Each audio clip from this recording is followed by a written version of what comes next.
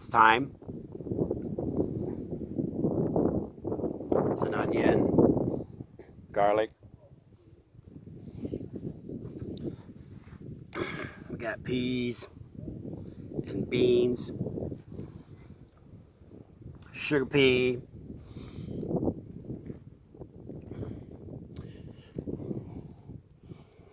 in this footer bed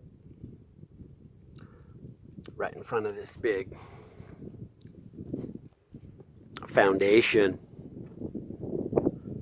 bed. This is sage, thyme, sugar pea, garlic, weed. Oh man, look at the roots on that baby. Seriously, healthy weed. See how that water is present in that? Just how you like it.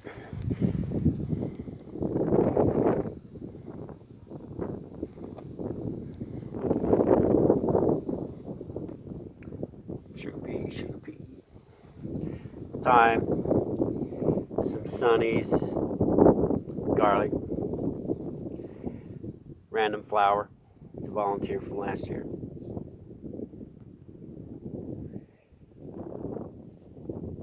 So this is a quick update on the kitchen garden that I've been installing here for a little bit over a month.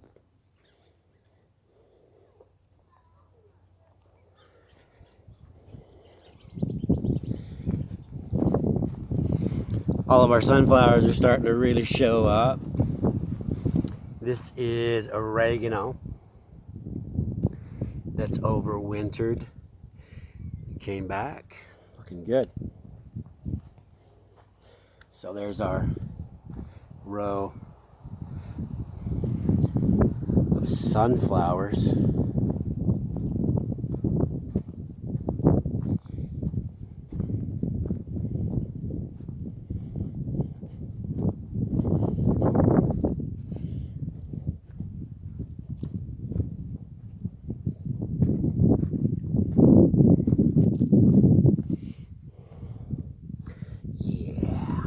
Babies are cranking. Can't wait till they get up.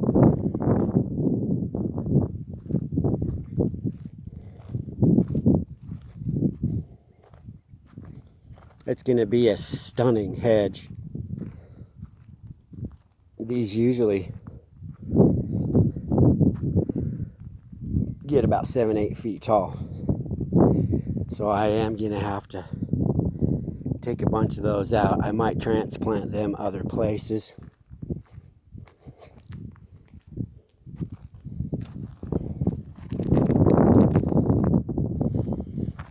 These little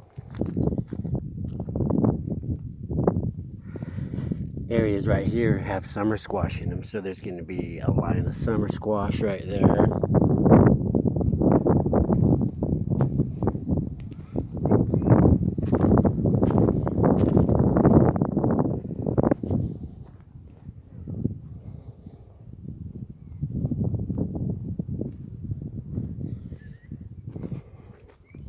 Got quite a bit going on in these boxes.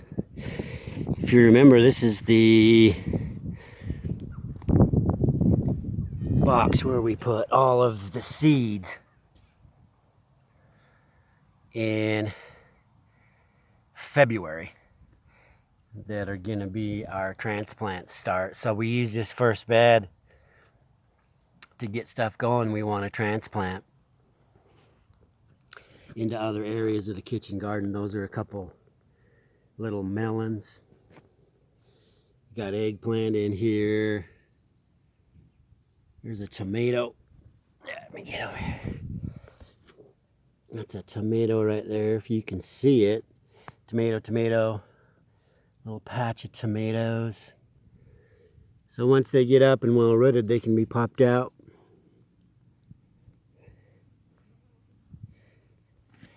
And put at the base of a trellis. because pretty much everything I grow in a tomato is an indeterminate, so I can prune it and make it climb. There's a healthy little squash or something. So there it is. Having some really nice warm days, hitting 80s here already in southern Utah. So I've seen an explosion in germination. I would say if anybody's out there wondering if they should plant or not, I would definitely go ahead and plant. Now, don't wait. Don't need to wait till May 15th. Here, where I'm at, it's about 48,000, or yeah, 48,000, 5,000 MSL, so that's the elevation here. Yeah.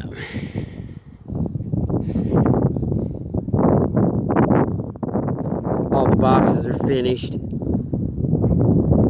and they're planted. Brought some celery over here from one of the greenhouses so we can have some celery in the kitchen garden. This is the first bed that I grew radishes in. They've been taken out, harvested, taken out, and given away. And replanted this all with lettuces, 3 different types of lettuces, and there they are.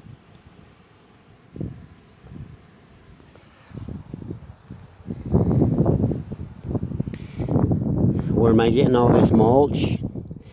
Sawmill. If you're lucky enough to have a local sawmill wherever you're at, go down, load up.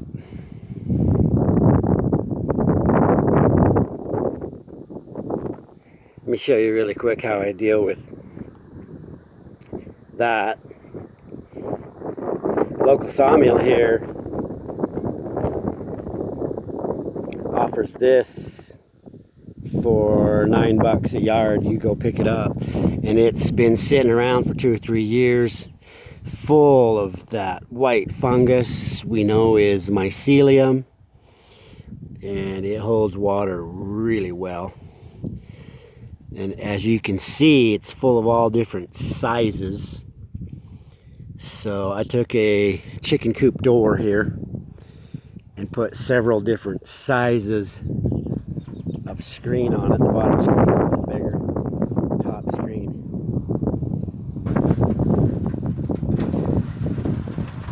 The bigger stuff I want to put on the very top, falls down here. I separate that. This is perfect for putting in walkways or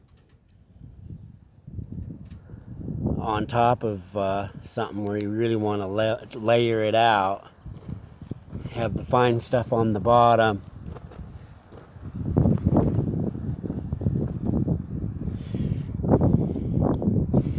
And then this right here is just naturally the best potting soil that you can find. It's perfect for putting over the top of the dirt because it keeps that dirt underneath it wet all the time. That is the key.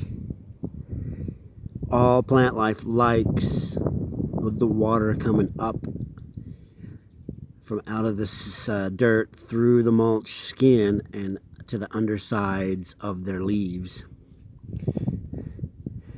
And that's how they love to be watered. Real easy to build a screen. Found some leftover paint. Mix it all together, came up with this kind of earth tony purple that fits perfectly with this color here, so they kind of go away, but they're definitely here.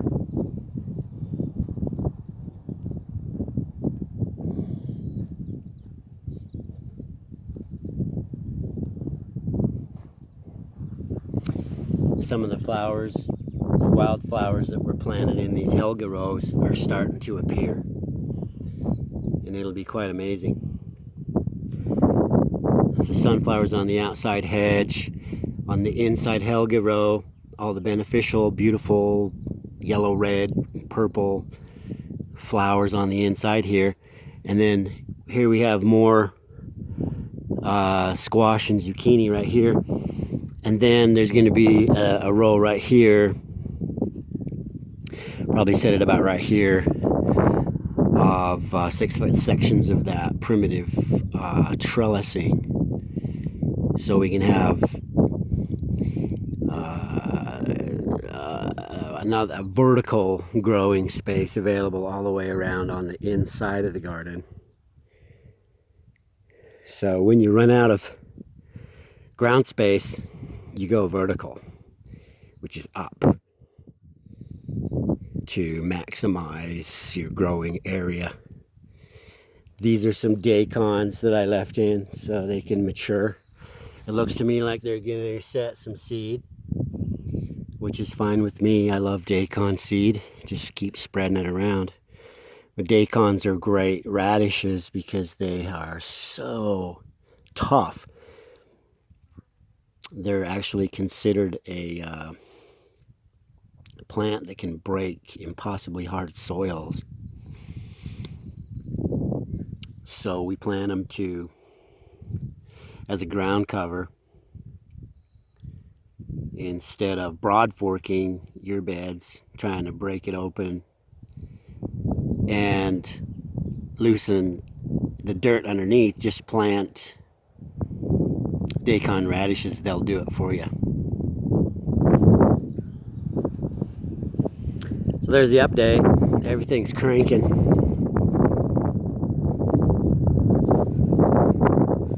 All I got to do now is finish setting the screens on all these boxes, and it's just a matter of watering. And there's no drips here. I don't really like fussing with drip lines and all that kind of stuff because it is just a time-consuming maintenance issue. I like to water overhead and do a soak real good once a week. It's all that's necessary. Then if you pick up a rainstorm, you don't have to water at all.